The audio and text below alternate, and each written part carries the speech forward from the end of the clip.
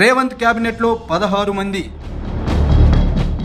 OC సామాజిక వర్గం నుంచి 6. తెలంగాణలో కొత్తగా అధికార బాధ్యతలు స్వీకరించిన కాంగ్రెస్ పార్టీలో ప్రస్తుతం సీఎం, మంత్రులు, విప్పులు కలిపి 15 మంది క్యాబినెట్ ర్యాంకును కలిగి ఉన్నారు. చీఫ్ విప్ ధ్యాసం వినయ్ భాస్కర్ తో కలిపి ఆ సంఖ్య 16కు చేరింది. వీరిలో ఓసీ సామాజిక వర్గం నుంచి 6, బీసీ నుంచి 4, ఎస్సీ సామాజిక వర్గం నుంచి 3, ఎస్టీ సామాజిక వర్గం నుంచి 2 ప్రాతినిధ్యం వహిస్తున్నారు. దీంతో అన్ని వర్గాలకు సమన్వయం చేశామనే ఫీలింగ్ లో కాంగ్రెస్ పార్టీ ఉన్నట్టు కనిపిస్తుంది. పార్లమెంట్ ఎన్నికల వరకు ఇదే టీంతో పాలన కొనసాగించడం వలన ఎలాంటి డిస్టర్బెన్స్ లేకుండా ప్రభుత్వం ముందుకు సాగుతుందని సీఎంతో పాటు కీలక మంత్రులు అభిప్రాయాలను వ్యక్తం చేస్తున్నట్టు తెలిసింది. కేబినెట్ విస్తరణలో తమకు స్థానం లభిస్తుందన్న ఆశతో పలువురు ఎమ్మెల్యేలు ఉన్నారు. కులాల సమీకరణలో భాగంగా తమకు లభించే ఛాన్స్ ఉందని ఇప్పటికే కాంగ్రెస్ పార్టీకి చెందిన కొందరు ఎమ్మెల్యేలు, అనుచరులు, సన్నిహితుల వద్ద చెప్పుకుంటున్నారు. ఈ అంశం ప్రభుత్వం దృష్టికి కూడా వెళ్ళిందంట. దీంతో ఇప్పటికిప్పుడు కేబినెట్ విస్తరణ చేస్తే పార్టీలో స్వల్ప గందరగోళ పరిస్థితులు వస్తాయని సీనియర్ నేతలు భావిస్తున్నారంటున్నారు. అందుకే రేవంత్ కేబినెట్ విస్తరణకు హోల్డ్ పెట్టారంట.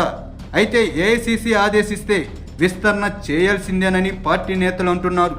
మరోవైపు కార్పొరేషన్ పదవుల కోసం కూడా చాలా మంది నేతలు ప్రయత్నాలు మొదలుపెట్టారు. రాష్ట్ర వ్యాప్తంగా వివిధ శాఖల్లోని 56 కార్పొరేషన్ల చైర్మన్ల పదవుల కోసం కాంగ్రెస్ పార్టీ నేతలు, సీఎం, మంత్రులు, అగ్రనేతల చుట్టూ ప్రదర్శనలు చేస్తున్నారు. వీటిని ప్రకటిస్తే కూడా పార్టీలో కొంత అసంతృప్తి రాగం వినిపించే అవకాశం ఉందని సీఎం రేవంత్ ముందస్తు చూపుతో వీటిని కూడా పార్లమెంట్లో ఎన్నికల వరకు ఆపాలని భావిస్తున్నట్టు సమాచారం. సీఎం బాధ్యతలు చేపట్టినప్పటి నుంచి రేవంత్ రెడ్డి పాలనలో తన మార్కును చూపించే దిశగా ముందుకు సాగుతున్నారు. కొత్త విధానాలు, సాంప్రదాయాలను పరిచయం చేస్తూ ప్రభుత్వాన్ని నడిపిస్తున్నారు. మరో 2 నెలల వరకు కూడా ఇదే పందాలో పోవాలని సీఎం ఆలోచిస్తున్నారంట. అన్ని శాఖలకు కీలకమైన అధికారులను నియమిస్తూ వివిధ విభాగాలకు కూడా సమర్థవంతమైన హెచ్ఓడీలను నియమించే దిశగా రేవంత్ తన పాలన కొనసాగిస్తున్నారు. సీనియర్లు, రాజకీయ నిపుణులు, ఉన్నతాధికారులు అభిప్రాయాలను స్వీకరిస్తూ అడ్మినిస్ట్రేషన్ ఆఫీసుల్లో జాబితాను తయారు చేస్తున్నారు. రాబోయే 2 నెలల వరకు కూడా ఆఫీసర్లు నియామకాలు, 6 గ్యారెంటీలు అమలు, ప్రజా పరిపాలనలో భాగంగా తీసుకోవాల్సిన నిర్ణయాలపైనే ఫోకస్ పెట్టనున్నారు. పార్లమెంట్ ఎన్నికల తర్వాత రాజకీయ నామినేటెడ్ పదవులపై దృష్టి పెట్టే అవకాశం ఉందని పార్టీ నేతలు అంటున్నారు. మొత్తం మీద కేబినెట్ విస్తరణకు కాంగ్రెస్ ప్రభుత్వం మరికొంత సమయం తీసుకునే అవకాశం ఉందని పార్టీ కీలక నేతలు చర్చించుకుంటున్నారు.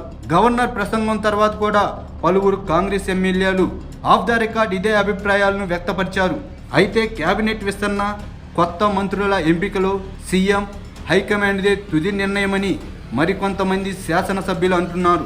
మొత్తానికి ఇప్పటికిప్పుడు కేబినెట్ విస్తరణ లేదనే అభిప్రాయం వ్యక్తమవుతుంది.